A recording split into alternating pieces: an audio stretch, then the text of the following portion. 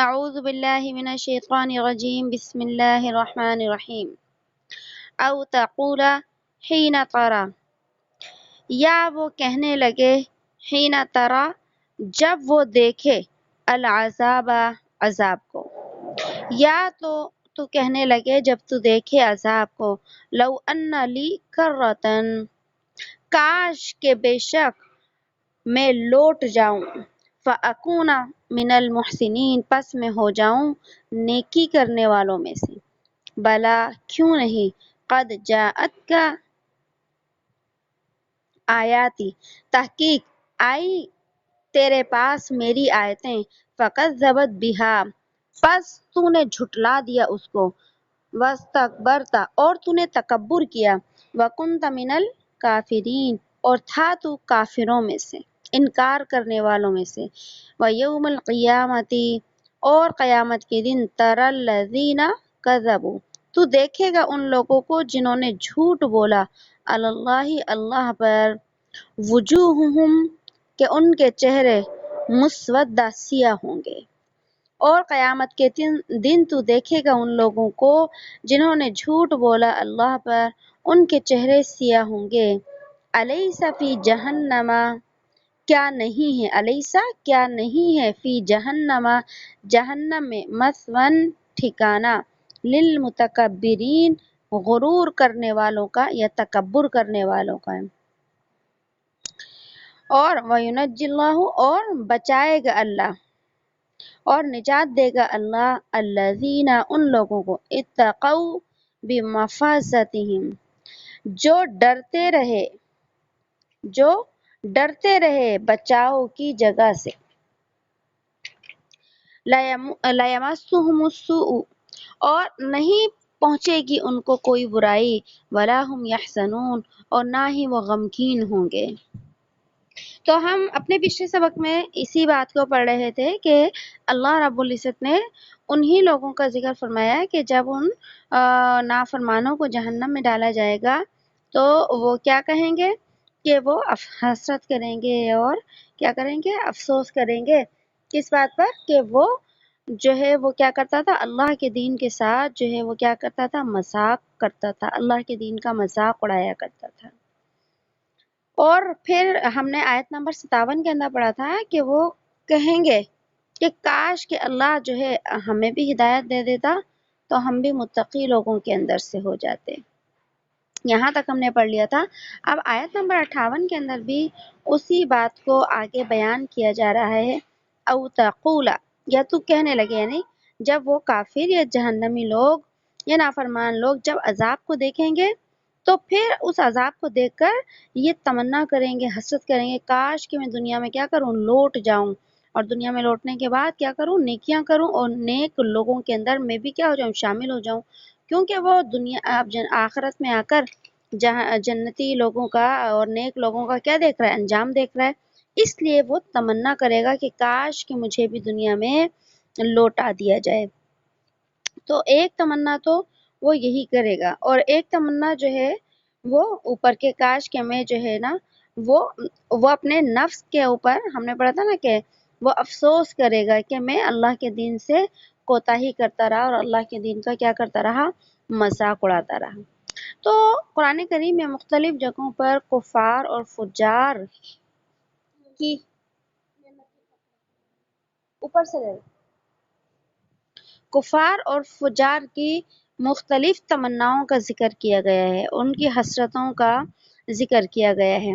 تو کوئی تو یوں حسرت اور افسوس کرے گا کہ میں نے اللہ کی اطاعت میں کوتاہی کیوں کی، اور کوئی یہ کہے گا کہ اپنی غلطیوں کا الزام جو ہے اللہ رب العزت کے اوپر ڈال دے گا، جیسے کہ ہم اوپر والی آیت میں پڑھ چکے ہیں کہ وہ کہے گا کہ اگر اللہ مجھے ہدایت دے دیتا تو میں بھی متقی ہو جاتا، پرہیزگار ہو جاتا، مگر اللہ نے ہدایت ہی نہیں کی تو میں کیا کروں۔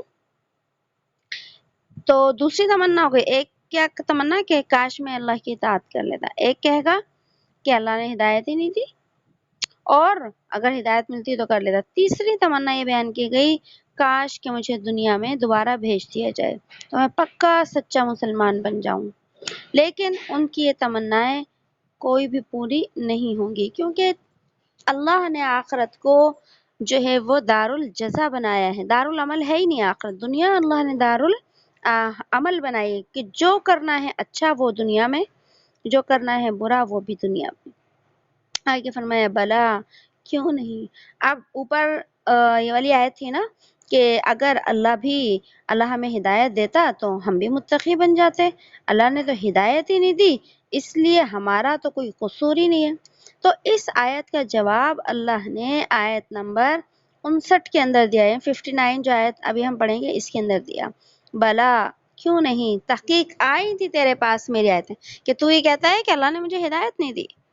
اللہ نے تو تیری ہدایت کے واسطے قرآن بھیجا تھا، تیری ہدایت کے لیے قرآن کی آیات کو بھیجا تھا، لیکن جب تیرے پاس قرآن آیا تو نے کیا کیا، فَكَذَّبَتْ بِهَا، اس کو جھٹلا دیا تھا تو نے، کہ یہ تو جادو کی کتاب ہے، یہ تو سحر کی کتاب ہے، یہ تو جو ہے ایک شاعری کی کتاب ہے، تو نے اس کو کیا کرا، جھٹلا دیا، حق نہیں سمجھا۔ اور دوسرا کام کیا کیا، وَاسْتَكْبَرْتَ، اور تو نے تکبر کیا۔ تکبر کہتے ہی سے ہیں کہ انسان اپنے آپ کو اعلیٰ سمجھے اور دوسرے کو کمتر سمجھے، تو یہ اپنی بات کو ہی صحیح سمجھتے تھے، اور نبی علیہ الصلوۃ والسلام کی دین اور دعوت کی بات کو غلط سمجھتے تھے، ان کے دلوں کے اندر مال کا تکبر تھا، اور اپنے جو ہے وہ عہدوں کا اور اپنے جو ہے دنیا کی عزتوں کا تکبر تھا، اس لیے وہی کہتے تھے نا کہ نبی اگر اس دین کے اندر کوئی خیر ہوتی تو ہم مال والے تھے، ہم دین کو پہلے قبول کرتے، یہ تو غریب غربا جو ہیں یہ دین قبول کر رہے ہیں، تو اس دین میں کیا خیر ہو سکتی ہے، یہ کیا تھا، تکبرانہ بات تھی۔ تو اللہ نے فرمایا کہ یہ جھٹلاتے بھی تھے، ان کا ایک جرم یہ تھا، اور ان کا دوسرا جرم یہ تھا کہ یہ تکبر کیا کرتے تھے، اور اس کے بعد فرمایا وَكُنْتَ مِنَ الْكَافِرِينَ، اور تو تھا کافروں میں سے، یعنی اللہ ان لوگوں کو جواب دیں گے کہ تم یہ کہتے ہو کہ ہمیں ہدایت نہیں ملی، اللہ نے تو قرآن بھیجا، لیکن تم نے کیا کیا، جھٹلایا اور تکبر کیا۔ اور آگے فرمایا وَيَوْمَ الْقِيَامَةِ، اور قیامت کے دن، تَرَى الَّذِينَ كَذَبُوا، تو دیکھے گا ان لوگوں کو جنہوں نے اللہ پر جھوٹ بولا تھا، کہ ان کے چہرے وجوہہم مسودہ، ان کے چہرے سیاہ ہوں گے۔ تو جن لوگوں نے اللہ پر جھوٹ بولا تو وہ کون لوگ تھے، وہ یہی لوگ تھے کہ انہوں نے اللہ پر جھوٹ بولا۔ اللہ پر جھوٹ بولنے کا مطلب یہی ہے کہ اللہ قرآن بھیجتے رہے اور یہ قرآن کا کیا کرتے رہے، انکار کرتے رہے۔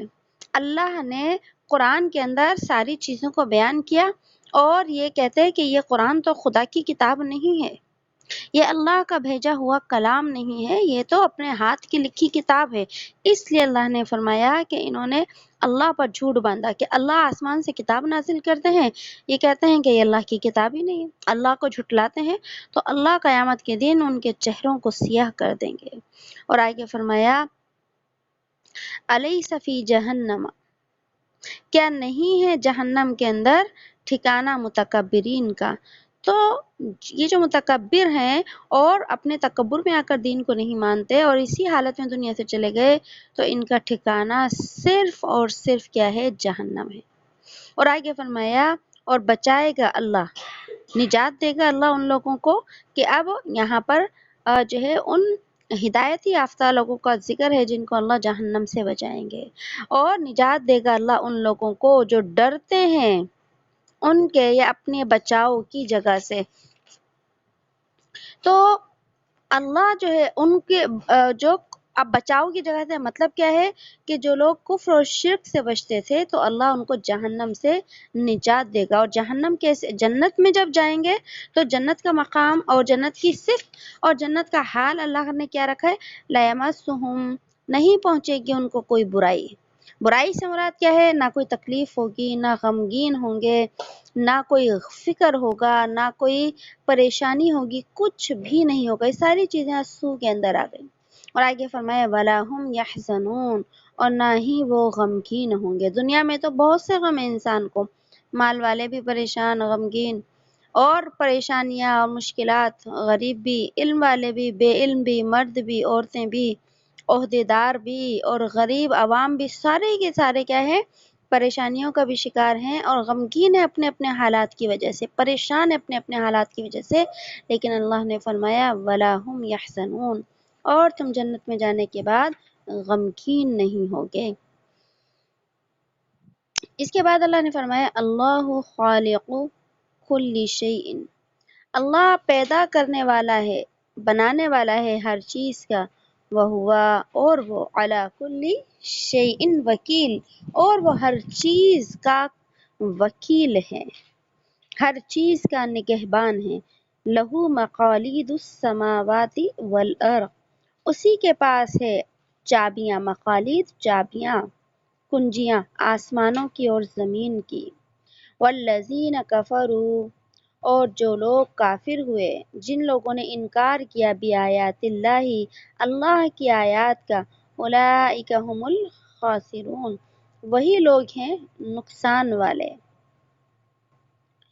تو اب اللہ نے کیا فرمایا کہ اللہ نے اپنی طاقت کا اظہار فرمایا، ساری چیزوں کا پیدا کرنے والا بھی ہوں، تو ساری چیزوں کا نگہبان بھی میں ہی ہوں، سب کی نگرانی بھی میں ہی کرنے والا ہوں۔ کسی کے بس میں اتنی طاقت نہیں ہے کہ میری کائنات کی بنائی ہوئی کسی بھی چیز کی نگرانی کر سکے۔ اور آگے فرمایا لہو مقالید السماوات، اسی کے بعد سے کنجیاں، چابیاں آسمانوں کی اور زمینوں کی۔ اچھا، یہاں پر جو اللہ نے فرمایا نا وکیل، اللہ وکیل ہیں۔ اب ہمارے ہاں تو دیکھیے اردو میں وکیل کا لفظ جو ہے ایک جس شخص کے لیے استعمال ہوتا ہے جو ظاہر لوگوں کے مقدمات کی پیروی کرتا ہے، اسے ہم وکیل کہتے ہیں، جو وکالت کرتا ہے کسی کی جو ہے۔ یہاں وکیل کا معنی کیا ہے؟ وکیل کا معنی کیا ہے؟ نگہبان، نگران، کہ اللہ وہ ذات ہے جو ساری مخلوقات کے جو اتنی بھی کائنات میں چیزیں ہیں ان میں تصرف کا حق رکھتا ہے۔ تصرف کا یعنی کہ اس کا حکم چلتا ہے اس کے اندر، ہوا کتنی چلے گی، بارش کتنی برسے، بارش کب برسے، ہوا کب بند ہو جائے، ہوا کب چلنے لگے، سردی کب آئے گی، گرمی کب آئے گی، سورج کی حرکت کیسے ہوگی، یہ سارا نظام چلانے والا جو ہوتا ہے اسے کہتے ہیں وکیل۔ تو اللہ اپنی کائنات میں تصرف کرتے ہیں، یعنی فیصلے فرماتے ہیں، لہٰذا عبادت کے لائق بھی صرف وہی ذات ہے۔ اور فرمایا اس کے پاس ہے چابیاں آسمانوں کی اور زمینوں کی۔ تو آسمان اور زمینوں کی جو چابیاں ہیں، تو اس سے کیا مراد ہے؟ اللہ نے آسمان اور زمینوں کے اندر جو خزانے رکھے ہیں، ان خزانوں کو جو اللہ نے چھپایا ہے یا ظاہر کیا ہے، ان سب خزانوں کی چابیاں اللہ رب العزت کے ہاتھ میں ہیں۔ اور چابی ہونے کا مطلب کیا ہے کہ جس کے ہاتھ میں چابی ہوتی ہے تو قبضہ بھی کیا ہوتا ہے؟ اسی شخص کا ہوتا ہے۔ کسی بھی الماری کے اندر کوئی چیز رکھی ہو، جس کے پاس چابی رہتی ہے تو سمجھو اس خزانے کا مالک کیا ہے؟ وہی ہے۔ تو اللہ یہی فرما رہے ہیں کہ آسمان اور زمین کی جتنی بھی چیزیں ہیں ان کا مالک کیا ہوں؟ میں ہوں، محافظ بھی میں ہی ہوں، فیصلے بھی میرے ہوں گے، اور ان کو میں جو ہے اپنی مرضی سے جو ہے لوگوں کو دوں گا۔ چابیاں میرے ہاتھ میں، جس کو جتنا چاہوں دے دوں اور جس کو جتنا چاہے کم کر دوں، لہذا یہ چابیاں ساری کی ساری میری ہاتھ میں ہیں۔ اور فرمایا کہ جو لوگ کافر ہیں، منکر ہیں اللہ کی آیات کے، وہ سراسر خسارے کے اندر ہیں، کہ اللہ کی اتنی جو ہے واضح نشانیوں کے باوجود بھی اللہ کو نہیں مانتے، تو ظاہر سی بات ہے کفر اور شرک کے اندر زندگی گزارتے ہیں، اس گندگی کے اندر ہی دنیا سے چلے جاتے ہیں۔ اور پھر آگے کیا فرمایا؟ قل، آپ اے نبی آپ فرما دیجئے کہ افغیر، کیا تم اللہ کے سوا بتلاتے ہو، کیا تم اللہ کے سوا مجھے بتلاتے ہو، اور تأمرونی، کہ تم مجھے حکم دیتے ہو، اعبدو، کہ میں عبادت کروں، ایھا الجاہلون، اے جاہل لوگو۔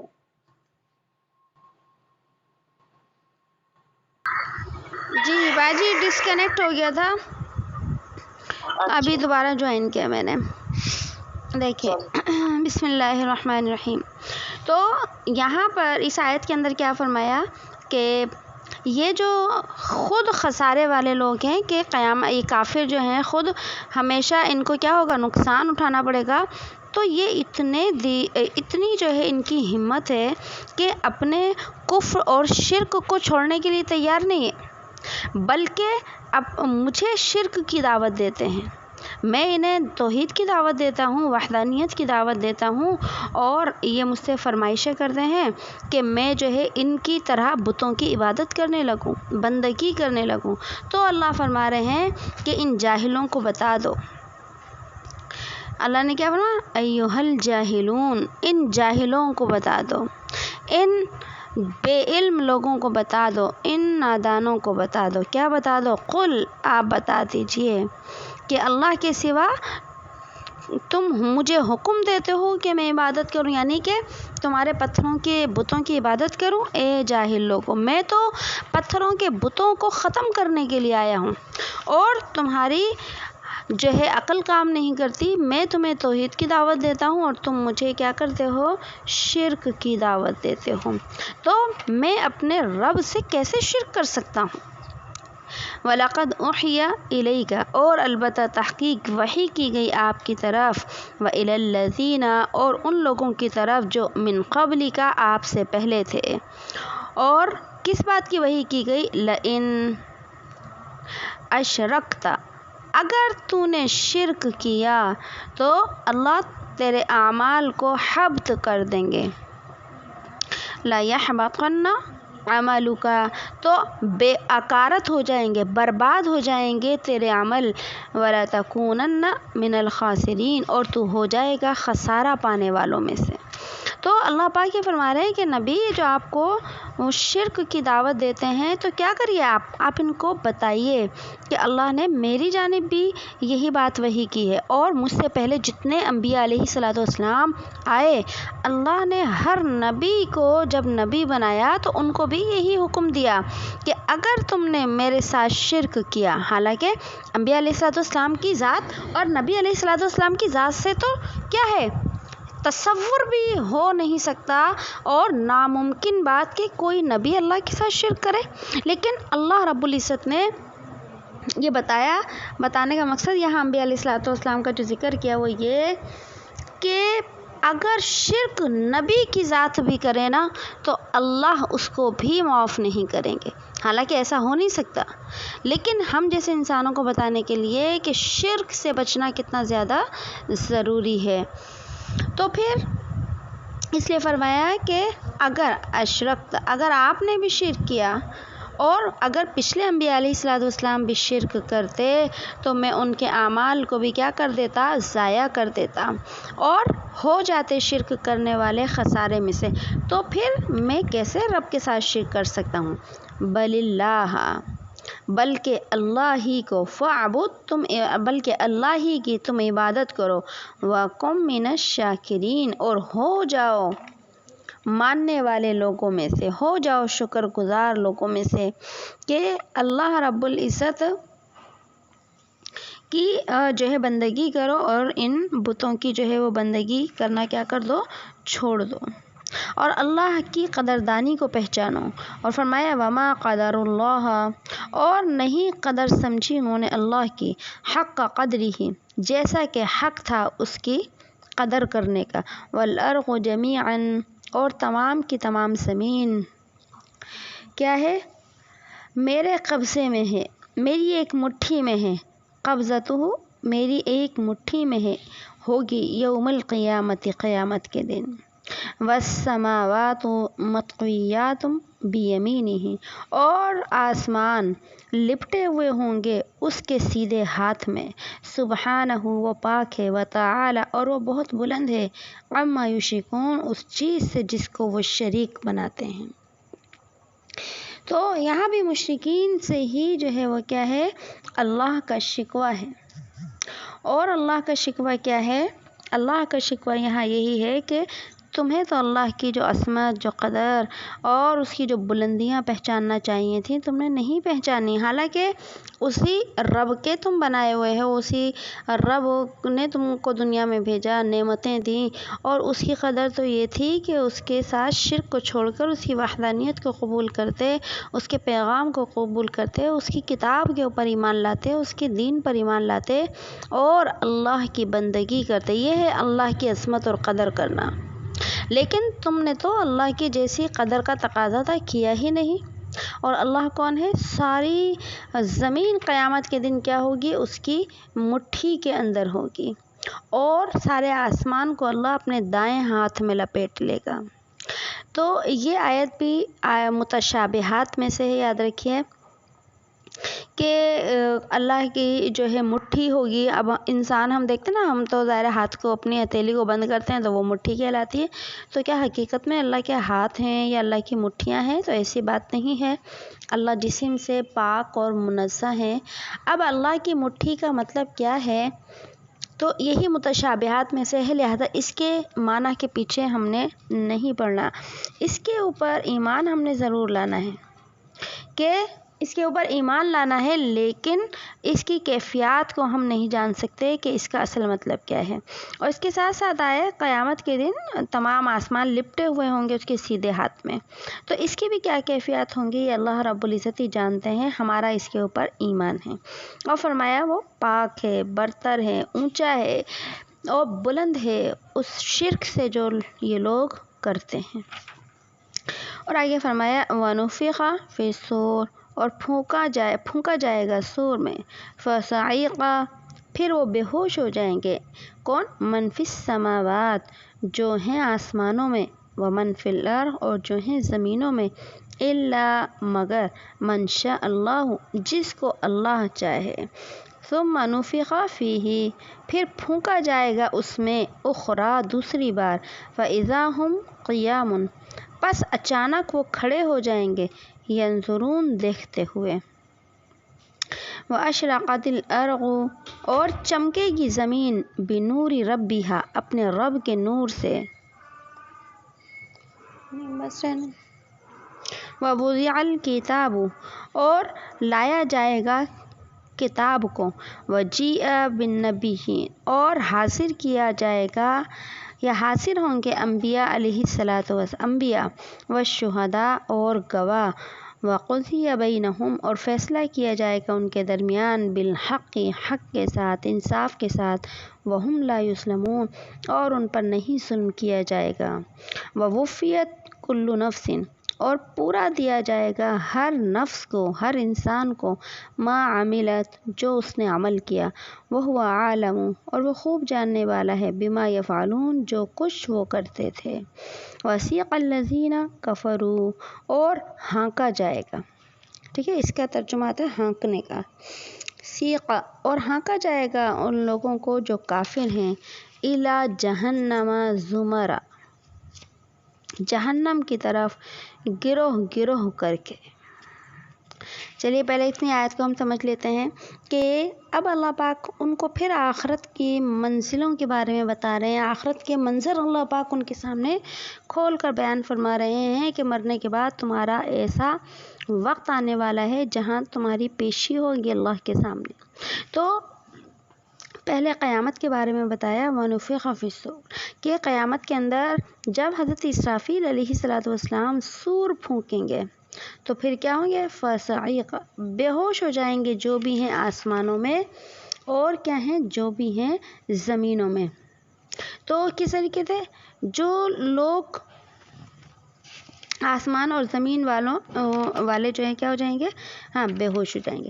تو جتنے زندہ لوگ ہیں نا، تو یاد رکھیے وہ تو مر جائیں گے، پہلے ان کی بے ہوشی کی کیفیت طاری ہوگی اور بے ہوشی سے ہوتے ہوتے وہ مر جائیں گے۔ اور اسی طریقے سے مردوں کی جو روحیں ہوتی ہیں نا، ہم پہلے بھی سبق میں پڑھ چکے ہیں کہ جب مردوں کو قبر میں رکھ دیا جاتا ہے تو اللہ رب العزت ان کی روح کا ایک تعلق جو ہے وہ ان کے جسم سے پیدا کر دیتے ہیں، اسی روح کے تعلق کی وجہ سے جب انسان کو عذاب دیا جاتا ہے تو وہ محسوس ہوتا ہے، اسے پتہ ہوتا ہے، اور جب ثواب ملتا ہے تو بھی اسے کیا ہوتا ہے، قبر کے اندر پتہ ہوتا ہے۔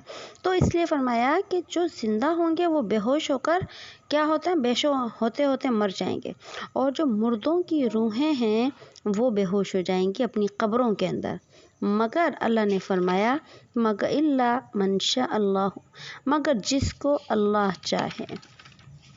تو جس کو اللہ چاہے، اب وہ کون ہوں گے؟ تو دیکھیے ہم پہلے بھی بار بار پڑھ چکے ہیں کہ نفخے 2 ہوں گے، یعنی کہ سور میں 2 مرتبہ پھونکا جائے گا۔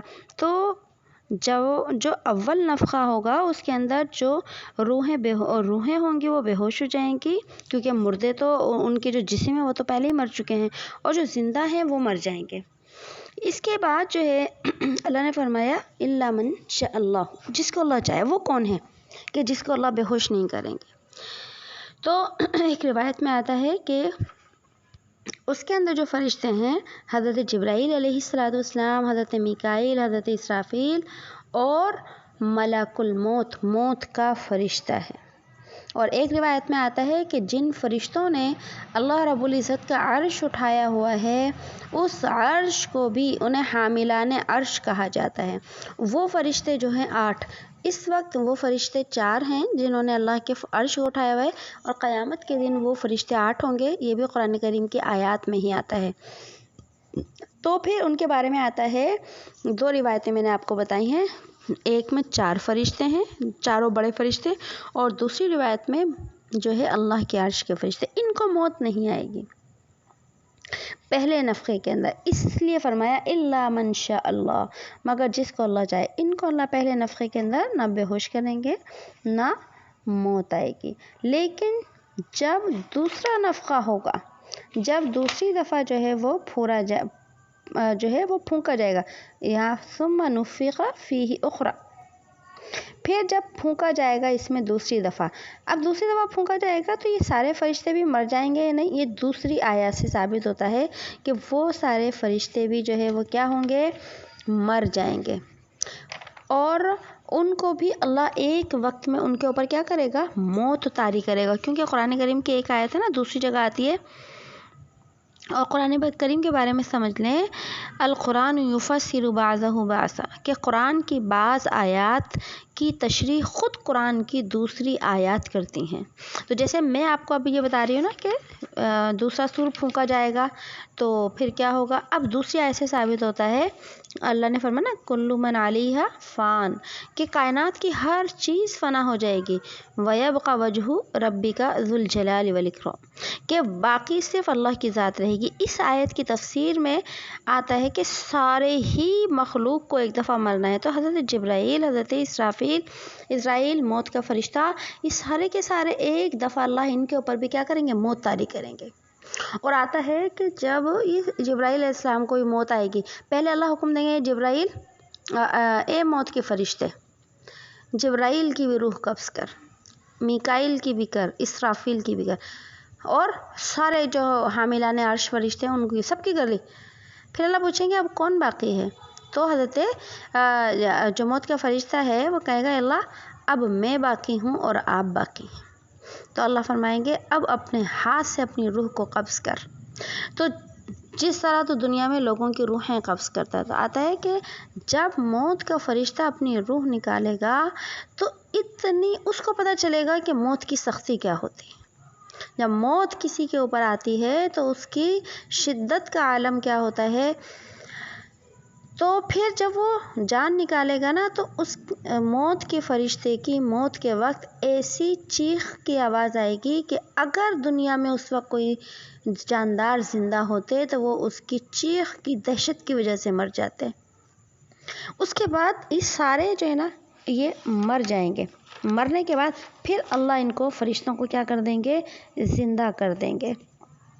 انسانوں کو تو زندہ کیا جائے گا لیکن فرشتوں کو بھی پہلے زندہ کیا جائے گا۔ تو یہاں پھر فرمایا کہ جب دوسرا نفخہ ہوگا فَإِذَا هُمْ قِيَامٌ، پھر وہ اچانک کھڑے ہوں گے، يَنْظُرُونَ، دیکھتے ہوئے، کیا دیکھتے ہوئے کہ جب وہ جہاں اپنی اگر قبروں کے اندر جو برسوں ہزاروں لاکھوں سال پہلے مردے دفن کیے گئے تھے قبروں کے اندر، جن کا نام و نشان نہیں تھا، وہ بھی دیکھیں گے، اٹھیں گے، دیکھیں گے چاروں طرف، اور اسی طریقے سے جو اسی وقت مرے ہوں گے وہ بھی دیکھیں گے کہ یہ کیا ہو گیا، جس قیامت کا ہم انکار کرتے تھے وہ قیامت تو واقعی آ گئی۔ اب وہ دیکھیں گے، اور پھر آتا ہے، پھر بڑی تفصیلات ہیں ان چیزوں کی کہ کس طریقے سے جب قبر سے مردے نکلیں گے تو پھر ان کو جو ہے کس طریقے سے، بعض ایسے ہوں گے جن کو سواریوں کے اوپر سوار کر کے لایا جائے گا، بعض ایسے ہوں گے جو پیدل چلتے ہوئے حشر کے میدان میں جائیں گے، اور بعض ایسے ہیں جن کو ان کے چہروں کے بل گھسیٹ کر جو ہے حشر کے میدان کے اندر لے کر جایا جائے گا۔ اللہ پاک ہم سب کی حفاظت فرمائے، اللہ پاک ہمارے ایمان کو اتنا کامل کر دے کہ اللہ پاک ہم سے راضی ہو جائے۔ تو فرمایا کہ جب وہ سارے کھڑے ہوں گے اور حشر کے میدان کے اندر جائیں گے تو پھر آگے کیا فرمایا کہ حشر کے میدان کے اندر وَأَشْرَقَتِ الْأَرْضُ، زمین چمکے گی، بِنُورِ رَبِّهَا، اپنے رب کے نور سے، کہ اللہ براہ راست ہوں گے وہاں پر، اللہ براہ راست انسان کا جو ہے حساب کتاب لیں گے۔ تو جب اللہ حشر کے میدان میں آئیں گے تو پھر کیا ہوگا، اللہ کے نور سے جو ہے وہ سارا میدان حشر، اس کی زمین جو ہے وہ کیا ہوگی، چمکنے لگے گی پھر۔ اور اس کے بعد جو ہے کیا ہوگا کہ اللہ رب العزت نے آگے کیا فرمایا کہ ایک تو زمین چمکے گی، روشن ہو جائے گی، اور دوسرے نمبر پر جب اللہ حساب لینا شروع کریں گے تو پھر وَوُضِعَ الْكِتَابُ، اور لایا جائے گا اس کے نامہ اعمال کو، کہ ہر ایک کا نامہ اعمال جو ہے اس کے سامنے رکھ دیا جائے گا۔ یہ جو کرامن کاتبین ہمارے کندھوں کے اوپر بیٹھے ہیں، اللہ نے ان کے ہاتھوں میں جو نامہ اعمال دیے ہیں، تو ایک روایت میں، مشکوٰۃ شریف کی روایت میں آتا ہے کہ 99 نامہ اعمال ہوں گے ہر انسان کے۔ وہ انسان جو ہے جب کھڑا ہوگا اس کے سامنے لا کر رکھ دیے جائیں گے کہ یہ تیرا نامہ اعمال ہے زندگی کا، اور اس کا تجھے حساب دینا ہے، اور اس کا جو ہے وہ کیا کرنا ہے، حساب دینے کے بعد جو ہے پھر فرمایا وَجِیءَ بِالنَّبِی، کہ انبیاء علیہ السلام آئیں گے اور گواہ آئیں گے، ٹھیک ہے، اور وَقُضِیَ بَیْنَہُم، اور فیصلہ کیا جائے گا ان کے درمیان اس دن انصاف کے ساتھ۔ تو حشر کے میدان میں حساب کتاب کے وقت انبیاء علیہ السلام بھی ہوں گے موجود، اور دوسرے گواہ بھی ہوں گے۔ اب یہاں گواہ سے کیا مراد ہے؟ انبیاء کا تو ہم نے سمجھ لیا، نبی مراد ہیں، ہر دور کے، ہر زمانے کے سارے نبی ہیں۔ تو گواہ جو ہیں وہ گواہ کون ہوں گے؟ تو یاد رکھیے گواہوں میں سب سے پہلے گواہ انبیاء علیہ السلام، کیونکہ قرآن کریم کی دوسری آیات سے ثابت ہے اللہ پاک ان انبیاء علیہ السلام سے گواہی لیں گے، اے نبیوں بتاؤ کیا تم نے میرے دین کی دعوت کو اپنی امتوں کو کامل طریقے سے پہنچا دیا تھا یا نہیں؟ تو اللہ وہ جو ہے کیا ہے، وہ گواہی دیں گے، بتائیں گے اللہ کہ ہم نے تو کامل طریقے سے کیا کر دیا تھا، پہنچا دیا تھا۔ اس کے بعد ان گواہوں کے اندر فرشتے بھی ہوں گے، کہ وہ فرشتے جو ہمارے کندھوں کے اوپر بیٹھے ہیں کہ اللہ واقعی اس نے یہ جرم کیا تھا، یا واقعی اس نے کیا کی تھی، نیکی کی تھی۔ اور اس کے ساتھ ساتھ ان گواہوں کے اندر جو ہے اور کون ہوگا، سائق اور شہید جو فرشتے ہیں، وہ جو ہم نے پہلے پڑھے تھے نا، سائق اور شہید۔ تو سائق جو ہانک کر لے جائے گا اس کو، اور ایک فرشتہ ہوگا جو اس کے ساتھ گواہ ہوگا، وہ فرشتے بھی کیا ہیں، مراد ہیں۔ اور اس کے ساتھ ساتھ گواہ کے اندر انسان کے اپنے جسم کے اعضاء بھی شامل ہوں گے، جیسے سورہ یاسین کی جب آپ تشریح پڑھیں گی تو وہاں آتا ہے وَتُكَلِّمُنَا أَيْدِيهِمْ وَأَرْجُلُهُمْ کہ قیامت کے دن اللہ انسان کی زبان کو بند فرمائیں گے، وَتُكَلِّمُنَا أَيْدِيهِمْ اور تمہارے ہاتھ ہم سے بات کریں گے، وَأَرْجُلُهُمْ اور تمہارے پیر ہم سے بات کریں گے، تمہارے ہاتھ اور پیروں میں سے آواز آئے گی جس طرح آج تمہاری زبان سے آواز آتی ہے۔ تو یہ ساری کی ساری جو چیزیں ہیں گواہ کے اندر ہوں گی۔ اللہ نے فرمایا کہ سارے گواہ ہوں، ایک انسان کے اتنے سارے گواہ ہوں گے، اس کی اچھائیوں کے بھی گواہ اتنے ہوں گے اور اس کے بدعمالیوں کے بھی گواہ جو ہیں اتنے ہی زیادہ ہوں گے۔ تو پھر اللہ نے فرمایا کہ ان گواہوں، یہ گواہ کیسے ہوں گے؟ وَقُضِيَ جب یہ گواہی دیں گے، وَقُضِيَ بَيْنَهُمْ فیصلہ کر دیا جائے گا ان کے درمیان حق کے ساتھ۔ اگر تمہارے گواہوں نے تمہارے لیے اچھائیوں کی گواہی دی تو میرا فیصلہ جب بھی حق کے ساتھ ہوگا کہ میرا فیصلہ جنت ہوگا۔ اگر تمہارے گواہوں نے تمہارے لیے جرموں کی گواہی دی تو میرا فیصلہ اس وقت بھی برحق ہوگا اور میرا فیصلہ جہنم ہوگا۔ اور اللہ نے فرمایا وَهُمْ لَا يُظْلَمُونَ اور ان پر ظلم نہیں کیا جائے گا کہ کوئی گناہ گار تھا، کافر تھا، مشرک تھا اور اللہ نے اسے جنت میں بھیج دیا اور کسی ایمان والے کو اللہ نے جہنم کے اندر بھیج دیا۔ نہیں، ایسا نہیں ہوگا، اللہ ظلم نہیں کرتے۔ اور دوسرے نمبر ظلم کی تو اللہ رب العزت جو ہے وہ کسی پر ظلم نہیں کرتے۔ ظلم کا مطلب کیا ہے کہ کسی نے جرم کم کیا ہو، اللہ نے سزا اسے زیادہ دے دی ہو، نہیں، جتنا جرم ہوگا اتنی ہی سزا ہوگی۔ اللہ کے ہاں انصاف ہے، اللہ کے ہاں بے انصافی نہیں ہے، ظلم نہیں۔ اور آگے فرمایا وَوُفِّيَتْ كُلُّ نَفْسٍ اور پورا دیا جائے گا ہر نفس کو مَا عَمِلَتْ جو اس نے کیا۔ اگر جرم کیے ہیں تو اس کی بھی سزا اتنی ہی ملے گی، اور اگر نیکیاں کی ہیں تو اس کے اجر میں کوئی کمی نہیں ہوگی۔ جتنی نیکیاں، جتنا اخلاص اس کی نیکیوں کے اندر ہوگا، اللہ اس کے برابر اس کو بدلہ عطا فرمائیں گے۔ اور اللہ کے فرمانے وَهُوَ أَعْلَمُ بِمَا يَفْعَلُونَ اور وہ خوب جانتا ہے جو کچھ تم کرتے ہو۔ تم دنیا میں کیا کچھ کر آئے، کیسے کر آئے، کتنی نیک نیتی سے کر آئے، کتنی بدعمالیاں کر آئے، اللہ کو خوب اس کی خبر ہے۔ کیونکہ ایک جگہ آتا ہے روایت میں کہ جب انسان جو ہے اللہ کے سامنے کھڑا ہوگا نا تو اللہ سے جھوٹ بولے گا، اللہ میں نے تو یہ نہیں کیا تھا، اللہ میں نے تو یہ نہیں کیا تھا۔ تو وہاں پر یہ تو اللہ پاک یہاں پہ یہ فرما رہے ہیں وَهُوَ أَعْلَمُ بِمَا يَفْعَلُونَ وہ خوب جاننے والا ہے جو کچھ تم کرتے ہو۔ اب جب نامہ اعمال تقسیم ہو گئے، نبی اور گواہی بھی ہو گئی، فیصلہ بھی ہو گیا، اور جب فیصلہ ہو گیا تو پھر ان کے لیے کیا ہے ان کا انجام؟ وَسِيقَ الَّذِينَ كَفَرُوا ہانکا جائے گا ان کافروں کو۔ اب دیکھیے، ایک ہوتا ہے چلنے کا جو لفظ ہے نا وہ انسان کے لیے آتا ہے۔ اللہ رب العزت نے یہاں پر ہانکنے کا لفظ استعمال کیا ہے کیونکہ ہانکنے کا لفظ جانوروں کے لیے آتا ہے، جانوروں کے لیے چلنے کا لفظ نہیں آتا، ان کو ہانکنے کا لفظ آتا ہے۔ تو اللہ رب العزت نے ان کی اہانت، ان کی توہین، ان کی بے عزتی کے لیے یہ لفظ استعمال کیا کہ دنیا میں جو میرے قرآن سے اور وحدانیت کو ٹھکراتے رہے، آج انہیں جہنم کی طرف جانوروں کی طرح ہانک کر لے جاؤ۔ اور کیسے لے کر جاؤ؟ اِلیٰ جہنم، جہنم کی طرف، زمرا، گروہ در گروہ بنا کر جو ہے ان کے لے جاؤ۔ گروہ بنا کر کیوں؟ کہ کفر کے بھی دیکھیے، یاد رکھیے درجات ہیں کفر کے، جس طرح ایمان والوں کے درجات ہیں نا کہ ایمان کلمہ تو سب نے پڑھ لیا لیکن ایک بہت متقی ہے اس کے اندر، نمازی بھی، روزے دار بھی، حج کرنے والا، اپنے آپ کو بچانے والا گناہوں سے، بہت اونچے طبقے کا ہے شخص۔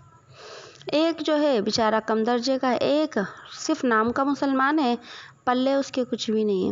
تو ایمان والوں کے بھی مختلف کیا ہوں گے؟ گروہ ہوں گے، درجات ہوں گے۔ اسی طرح کفار کے بھی کیا ہوں گے؟ مختلف گروہ اور درجات ہوں گے۔ مثلاً کچھ لوگ کافر تو تھے لیکن اپنے کافر تھے لیکن دین اسلام سے کوئی دشمنی نہیں تھی ان کی، نبی علیہ السلام سے کوئی دشمنی نہیں تھی اور مسلمانوں سے کوئی دشمنی نہیں تھی، نہ کبھی نبی کو اذیت پہنچائی، نہ صحابہ کو اذیت پہنچائی، نہ دین کے خلاف سازشیں کی، کچھ نہیں کیا ان کے، بلکہ خیر خواہ تھے، لیکن انہوں نے اپنے دین کو بھی نہیں چھوڑا۔ جیسے کہ دیکھیے ابو لہب جو تھے ہمارے، وہ ابو طالب جو ہمارے نبی صلی اللہ علیہ وسلم کے کیا تھے؟ چچا تھے. کتنا، حالانکہ کافر تھے، کفر کی حالت میں دنیا سے گئے، لیکن نبی علیہ الصلوۃ والسلام کے ساتھ کتنا خیر خواہی کا معاملہ کیا تھا. جبکہ انہی کے مقابلے میں ابو جہل بھی چچا تھا، ابو لہب بھی چچا تھا.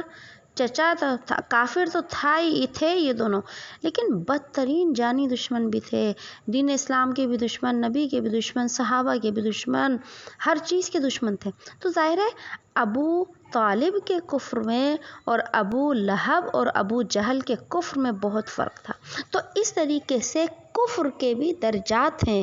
تو اس لیے فرمایا کہ یہ جو کفر کافرین ہیں، منکرین ہیں، منافقین ہیں، سب کے گروہ اللہ کیا کر دو، الگ الگ کر دو. جو آتش پرست ہیں ان کو الگ کر دو، جو سانپوں کی اور پانی کی پوجا کرنے والے، دنیا میں پتہ نہیں کس کس چیز کی لوگ پوجا کر رہے ہیں سب. اور ان میں جو دین کے دشمن ہیں سب کے طبقات بنا دو، گروہ بنا دو ان سب کے، اور گروہ بنا کر جہنم میں ڈالو.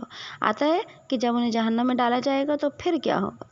حتی اذا جاؤہا، یہاں تک کہ اذا، جب وہ پہنچیں گے اس جہنم پر، فتحت ابوابہا، تو کھول دیے جائیں گے اس کے دروازے. وقال لہم، اور کہے گا ان سے، خزنتہا، اس کا داروغہ، الم یأتکم رسل منکم، کیا نہیں آئے تھے تمہارے پاس رسول تم میں سے، یتلون علیکم، کہ وہ تلاوت کرتے، پڑھتے تم پر، آیات ربکم، تمہارے رب کی آیات، وینذرونکم، اور وہ تم کو ڈراتے، لقاء یومکم ھذا، اس دن کی ملاقات سے، اس دن کے ملنے سے. قالوا، تو وہ کہیں گے، بلا، کیوں نہیں، ولیکن حقت کلمۃ العذاب، اور لیکن ثابت ہو گیا ہم پر عذاب کا حکم، لیکن ثابت ہو گیا عذاب کا حکم یا عذاب کا کلمہ یا عذاب کی بات، علی الکافرین، منکروں پر. یہ وہی مضمون ہے جو ہم سورہ ملک کے اندر بھی پڑھ کر آئے تھے کہ جب جہنمی لوگوں کو جہنم کے اندر ڈالا جائے گا، اور یہاں اس چیز کا اضافہ ہوا کہ جہنم کے جب دروازے کھولے جائیں گے تو جہنم کا جو داروغہ ہے جس کا نام مالک ہے، وہ یہی سوال کرے گا کہ کیا تمہارے پاس رسول نہیں آئے تھے؟ کیا رسولوں نے تمہارے پر تلاوت یعنی کہ پیغام نہیں سنائے تھے تمہارے رب کی آیات، تمہارے رب کی نشانیاں، تمہارے رب کی بڑائی، تمہارے رب کے احکام، اور تمہارے رب کی رضامندی کے بارے میں تمہیں کچھ نہیں بتایا تھا، اور تمہیں ڈرایا نہیں تھا، وَيُنذِرُونَكُمْ، اور تمہیں ڈرایا نہیں تھا، لقاء یومکم، اس دن کی ملاقات سے، یعنی کہ حشر کے دن تمہیں اللہ کے سامنے کھڑا ہونا ہے، حشر کے دن تمہیں اللہ کے سامنے جواب دینا ہے. کیا تمہیں کسی نے نہیں بتایا؟ تو وہ کہیں گے، کیوں نہیں، قالو، کیوں نہیں، ہمیں بتایا تھا، لیکن ہم پر کیا ہے، عذاب کی بات ثابت ہو چکی ہے کہ ہمیں سب کچھ بتاتے رہے نبی، لیکن ہم کیا کرتے رہے، سب چیزوں کو جھٹلاتے رہے، اور جب جھٹلاتے رہے تو ظاہر سی بات ہے کہ ہمارا ٹھکانہ بھی یہی ہوگا. اور آگے فرمایا، قیل ادخلوا ابواب جہنم، اور کہا جائے گا ان سے، داخل ہو جاؤ ابواب جہنم، جہنم کے دروازوں میں، خالدین فیہا، ہمیشہ رہو گے اس میں، وبئس مثوی المتکبرین، پس کیا ہی برا، بئس برے کے معنی میں، پس کیا ہی برا مثوی ٹھکانہ ہے متکبرین کا، کہ جب جہنم میں داخل ہو جاؤ ہمیشہ کے لیے، تو جو متکبر ہیں، یعنی دین کے بارے میں تکبر، ایک تو انسان کو ہوتا ہے نا، مال کا تکبر ہوتا ہے، ایک حسن کا تکبر بھی ہوتا ہے، ایک علم کا تکبر بھی ہوتا ہے، ایک گھر کا تکبر بھی ہوتا ہے، عہدے کا تکبر ہوتا ہے، اونچے خاندان کا تکبر، اونچے حسب نسب کا تکبر، بہت ساری چیزوں کا تکبر ہے. تو تکبر تو سارے ہی حرام ہیں، گناہ ہے، لیکن ایک تکبر ہے دین کے معاملے میں، کہ انسان اللہ کے دین کے مقابلے میں کسی باطل دین کو جب حق سمجھتا ہے اور اللہ کے دین کو جو ہے غلط سمجھتا ہے، تو یہ وہ تکبر ہے جو اسے کافر بنا دے گا. یہ وہ تکبر ہے جو انسان کو ہمیشہ کے لیے جہنم میں ڈال دے گا. باقی جو اور تکبر ہے ان کی سزا ملے گی، لیکن انسان اللہ چاہے تو اپنی رحمت سے معاف بھی کر دے اس تکبر کو، ہم توبہ کریں اللہ جب بھی معاف کر دے. لیکن جو یہ تکبر ہے دنیا کے اندر تو معافی مل سکتی ہے، آخرت میں اس کی معافی نہیں مل سکتی۔ اور آگے فرمایا، جی آگے چلاتی جاؤں،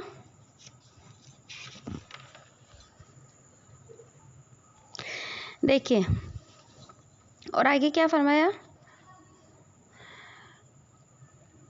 وسیق الذین اتقوا، اور ہانکا جائے گا ان لوگوں کو جو ڈرتے ہیں اپنے رب سے۔ اب یہاں پر بھی ہانکنے کا لفظ استعمال کیا ہے، لیکن ابھی بتاتی ہوں، عربی زبان کے اندر ایک لفظ کے کئی معنی ہوتے ہیں۔ لفظ بظاہر ایک ہی ہوتا ہے، لیکن اس کے معنی موقع محل کے اعتبار سے الگ الگ ہو جاتے ہیں۔ تو پیچھے جہنمیوں کے لیے بھی یہی لفظ آیا اور جنتیوں کے لیے بھی لفظ آیا، لیکن دونوں کے جو ہے مقام و مرتبہ کے اعتبار سے اس لفظ کا معنی الگ الگ ہوگا۔ وسیق الذین، اور لے جایا جائے گا ان لوگوں کو، اتقوا جو ڈرتے تھے، ربہم اپنے رب سے، الی الجنت زمرا جنت کی طرف گروہ گروہ کر کے، گروہ در گروہ، حتی اذا جاؤہا، اور یہاں تک کہ جب وہ آئیں گے اس پر، پہنچیں گے اس پر، وفتحت ابوابہا، اور کھولے جائیں گے ان کے دروازے، وقال لہم خزنتہا، اور کہے گا ان سے اس کا داروغہ، سلام علیکم، سلامتی ہو تم پر، تم پاکیزہ ہو، فادخلوہا، تم داخل ہو جاؤ اس جنت میں، خالدین، ہمیشہ ہمیشہ کے لیے۔ تو اگلا ہی اللہ نے سبق جو ہے وہ جنتی لوگوں کے بارے میں بھی بیان فرما دیا کہ کہیں میرے متقی اور نیک لوگ جو ہیں وہ نا امید نہ ہو جائیں میرے رب کی رحمت سے۔ اس لیے فرمایا ہے کہ جو نیک لوگ ہوں گے، تقوی والے ہوں گے، تو اللہ ان کو بھی جنت میں گروہ گروہ کر کے لے جائے گا۔ نمازی، روزے دار، عمرہ کرنے والے، اور یہ متصدقین، صدقہ خیرات کرنے والے۔ تو اسی طرح ایمان کی بھی کیا ہوتی ہیں، ایمان کے بھی درجات ہوتے ہیں۔ ایک ایمان بہت اعلیٰ قسم کا ہے، ایک ایمان کم درجے کا ہے، اس لیے انسانوں کے ایمان اور اعمال کے اعتبار سے ان کی درجہ بندی کر دی جائے گی۔ تو آگے فرمایا، حتی اذا جاء، جب وہ جنتی جنت کے دروازے پہ پہنچیں گے تو جنتی جو داروغہ ہے، نگہبان ہے، جس کا نام رضوان ہے، وہ جنت کے کیا کرے گا، دروازے کھولے گا۔ جب دروازے کھولے گا تو پھر کیا کہے، سلام علیکم، سلامتی ہو تم پر، تم بڑے کیا ہو، پاکیزہ لوگ ہو۔ پاکیزہ کیسے، تم گناہوں سے پاکیزہ ہو، تم اپنے آپ کو جو ہے بچا کر لے کر آ گئے گناہوں سے، اور اگر گناہ کی گندگی کے اندر جو ہے وہ پڑ بھی گئے تو پھر کیا ہوگا کہ تم نے کیا کر لی تھی، اللہ سے توبہ کر لی تھی۔ اب اس جنت میں داخل ہو جاؤ، اور اس جنت میں سے کبھی تمہیں نکالا نہیں جائے گا، اس جنت میں سے کبھی تمہیں بے دخل نہیں کیا جائے گا۔ دنیا کے گھروں میں سے تو انسانوں کو نکال دیا جاتا ہے، موت آتی ہے انسانوں کو نکال دیا جاتا ہے، لیکن جنت میں سے تجھے نکالنے والا کوئی نہیں۔ وقالو، وہ کیا کہیں گے، الحمدللہ، اللہ کا شکر ہے، وہ کون سا، الذی صدقنا وعدہ، جس نے سچ کر دکھایا اپنے وعدے کو، وَأَوْرَثَنَا الْأَرْضَ، اور جس نے وارث کر دیا ہم کو زمین کا۔ کہ اللہ وہ ذات ہے جس نے اپنا وعدہ سچا کیا۔ اس نے بار بار قرآن کے اندر بیان فرمایا تھا کہ جو تقوی کی زندگی لے کر آئے گا، اللہ اس کے لیے جنت کے فیصلے کریں گے۔ تو آج اللہ نے اپنا وہ وعدہ ہم سے سچا کر دیا، اور اللہ نے ہمیں جنت کا کیا کر دیا، وارث بنا دیا۔ اور وارث بنانے کے بعد نَتَبَوَّأُ مِنَ الْجَنَّةِ، اور وہ کیا کر لیں گے، گھر لے لیں گے بہشت کے اندر، گھر لے لیں گے بہشت کے اندر۔ مطلب کیا ہے کہ جنتی لوگ جب جنت میں جائیں گے تو ان کو اللہ رب العزت ان کے جو مکانات ہوں گے، محل ہوں گے، باغات ہوں گے، تو پھر جو ہے وہ تو اللہ کی طرف سے ہوں گے ہی، کیونکہ ان کے جیسا اعمال ہوں گے اسی کے حساب سے ان کے محل دیے جائیں گے، باغات دیے جائیں گے۔ لیکن ساتھ میں جنتی لوگوں کو یہ اختیار دیا جائے گا کہ وہ دوسرے جنتی لوگوں کے پاس ملاقات کر سکیں، تفریح کے لیے جائیں۔ تو جو ہے اللہ اس لیے فرمایا کہ وہ کیا ہوں گے، گھر لے لیں بہشت میں حیث نشاء جہاں وہ چاہیں. تو ایک تو بات یہ بھی کہ اللہ نے جو ان کے لیے جو ہے رکھ دی ہے. اسی کے ساتھ ساتھ دوسری جگہ جیسے قرآن مجید میں آتا ہے نا کہ جنت میں ہر وہ چیز ہو جو انسان چاہے گا وہ ہوگا. اگر جنت میں انسان چاہے گا کہ میرا گھر جو ہے میرا محل فلاں جنتی کے پاس ہو تو اس کا محل وہاں ہو جائے گا. میرے بندے آج تو تیری کوئی حسرت ایسی نہیں ہوگی جو پوری نہ ہو. حضرت عائشہ رضی اللہ تعالیٰ عنہ کی روایت ہے کہ ایک صحابی رسول نے اللہ کے نبی صلی اللہ علیہ وسلم کی خدمت میں حاضر ہوئے اور عرض کیا یا رسول اللہ مجھے آپ سے بہت محبت ہے. میں اپنے گھر بھی جاتا ہوں تو آپ کو ہی یاد کرتا رہتا ہوں اور آپ کی وفات کو بھی یاد کرتا ہوں. آپ کو یاد کرتا رہتا ہوں اور جب تک میں آپ کی خدمت میں نہ آ جاؤں نا جب تک مجھے صبر نہیں آتا مجھے سکون نہیں آتا. مگر جب میں اپنی موت کو یاد کرتا ہوں اور آپ کی وفات کو بھی یاد کرتا ہوں تو یہ مجھے معلوم ہوتا ہے سمجھتا ہوں کہ آپ جنت میں انبیاء کے مقامات پر ہوں گے. کہ میں تو ظاہر صحابی ہوں آپ نبی ہیں نبیوں کے سردار ہیں تو آپ کا جو محل ہوگا آپ کا جو ٹھکانہ ہوگا وہ تو انبیاء کے ساتھ ہوگا کیونکہ باقی انبیاء بھی کیا ہیں اللہ کے مقرب ہیں. تو اے اللہ کے نبی اگر میں جنت میں پہنچ بھی گیا تو میں کسی نیچے درجے کی جنت میں ہوں گا کیونکہ اللہ نے جنت کی کتنی منزلیں بنائی 100 منزلیں بنائی. اور ایک منزل کے بارے میں آتا ہے کہ آسمان اور زمین کے برابر اس کا فاصلہ ہے اور آسمان اور زمین کا فاصلہ کسی نے ناپا نہیں اب تک. تو وہ کہنے لگے اللہ کے نبی اگر میں جنت میں پہنچ بھی گیا تو کسی نیچے کے درجے میں ہوں گا اور مجھے یہ فکر لگی رہتی ہے کہ میں آپ کو جنت میں کیسے دیکھوں گا. تو اللہ کے نبی صلی اللہ علیہ وسلم نے کوئی جواب نہیں دیا اس بات کا حتیٰ کہ جبرائیل علیہ السلام قرآن کریم کی یہ آیت لے کر نازل ہو گئے. کون سی آیت؟ وَمَن يُطِعِ اللَّهَ وَالرَّسُولَ کہ جو اللہ کی اطاعت کرتا ہے رسول کی اطاعت کرتا ہے. تو اللہ نے کیا رکھا ہے اس کا مقام فَأُولَٰئِكَ مَعَ الَّذِينَ أَنْعَمَ اللَّهُ تو وہ ہوں گے ان لوگوں کے ساتھ جن پر اللہ نے یعنی انعام کے انبیاء صدیقین شہداء اور صالحین کے ساتھ ہوں گے. تو پتہ یہ چلا اس آیت سے بھی پتہ چلا کہ اللہ پاک جنت کے اندر اگر کسی کو اونچا مقام دے گا تو نیچے درجے کی جنت کے لوگوں کو بھی یہ اجازت ہوگی کہ وہ اوپر والوں سے جا کر کیا ہو سکے مل سکے. اور آگے فرمایا کہ جی فَنِعْمَ أَجْرُ الْعَامِلِينَ پس کیا خوب اجر ہے عمل کرنے والوں کا کہ تھوڑا سا عمل کیا تھوڑی سی نمازیں پڑھی. آج تو ہماری نماز بھی 5-10 منٹ کی 15 منٹ کی ہوتی ہے. روزہ رکھا صبح مغرب میں کھول دیا. اللہ فرما رہے کہ کیا خوب بدلہ ہے محنت کرنے والوں کا تھوڑا سا عمل کر کے رہے اپنی زندگی میں 60 سال 50 سال 70 سال 80 سال یہ زندگیاں ہیں آج انسان کی. لیکن اللہ اس زندگی میں محنت کے اوپر ہمیں ابد الآباد کی نعمتیں عطا فرما رہے ہیں. اس لیے فرمایا کہ کیا خوب بدلہ ہے محنت کرنے والوں کا. محنت کر کے میرا بندہ تو چلا جائے دنیا سے. اور آگے فرمایا وَتَرَى الْمَلَائِكَةَ اور تو دیکھے گا فرشتوں کو حافین کہ وہ ارد گرد ہیں کس کے وہ گرد ہیں من حول العرش عرش کے وہ چاروں طرف ہیں عرش کے یسبحون بحمد ربہم اور وہ پاکی بیان کرتے ہیں اور تعریف کرتے ہیں اپنے رب کی. وقضی بینہم اور فیصلہ ہوتا ہے ان کے درمیان بالحق حق کے ساتھ.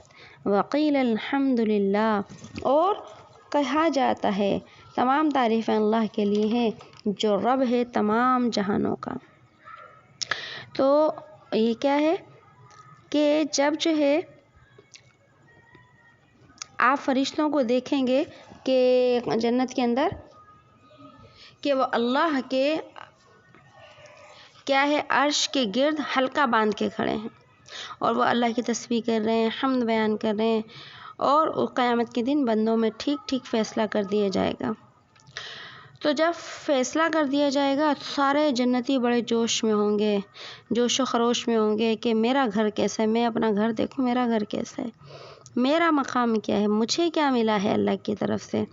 پھر وہ کہیں گے الحمدللہ، ساری خوبیاں اللہ کی، اللہ نے جو دے دیا، جس کو دے دیا، سارا کا سارا کیا ہے. وَقُضِيَ بَيْنَهُمْ بِالْحَقِّ، فیصلہ کیا گیا ان کے درمیان حق کے ساتھ. جس کو جو ملا، کسی کو سونے کے محل ملے، کسی کو چاندی کے محل.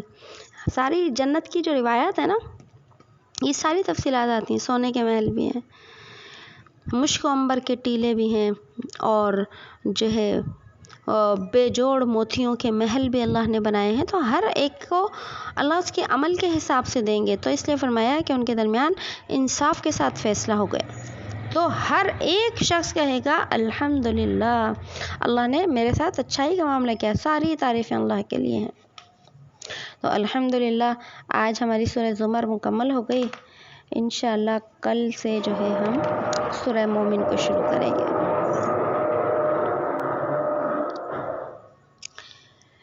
ٹھیک ہے، دعا پڑھ لیتے ہیں. اصل میں لائٹ جانے والی ہے بالکل.